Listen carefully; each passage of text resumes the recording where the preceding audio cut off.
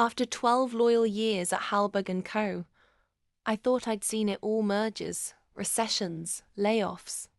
But nothing prepared me for the moment my boss leaned in with a smirk and said, "You either sign off on this, or clean out your desk." I chose the desk. What he didn't know was that he had just fired the wrong man. David Halberg, CEO of one of the most prestigious wealth firms in Manhattan, believed he was untouchable. He wore arrogance like cologne thick, overbearing, and impossible to ignore. For 12 years, I built that empire. Crunched the numbers. Landed the biggest clients. Skipped honeymoons. Missed birthdays. Loyal to a fault. Until he asked me to reroute $8.2 million in investor funds to a strategic offshore partner. Translation: a shell company in the Caymans tied to his personal yacht club. When I refused, he didn't even flinch. "You've peaked, Mason," he said. "Let's not pretend you have options." Then he fired me. He was right about one thing: I didn't have options. I had a plan.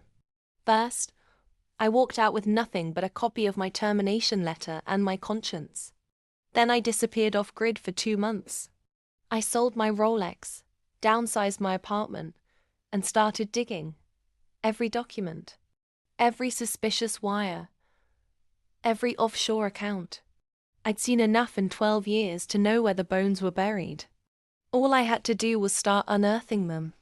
I sent the anonymous tip to the Financial Crimes Division, under a pseudonym.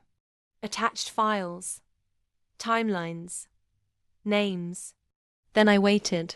4 weeks later, Halberg & Co. was raided.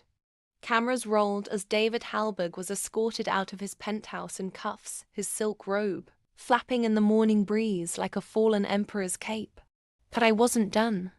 While the media feasted on his downfall, I released a detailed expose on my personal blog titled, "How to Burn a Crooked Empire Without Getting Your Hands Dirty." It went viral in less than 24 hours. But here's the twist. I didn't just burn his empire. I bought it. When the company filed for bankruptcy, I gathered a team of ex-employees who'd wronged people with scars and stories, and we pooled our resources. Investors, once wary, came back, wanting to work with people who had principles. We rebranded. We rebuilt. And we turned it into a firm that put ethics before ego. David Halberg now gives lectures. In prison, he talks about betrayal. I talk about justice. Moral. Sometimes, walking away is the real power move. And revenge? It doesn't always come with blood.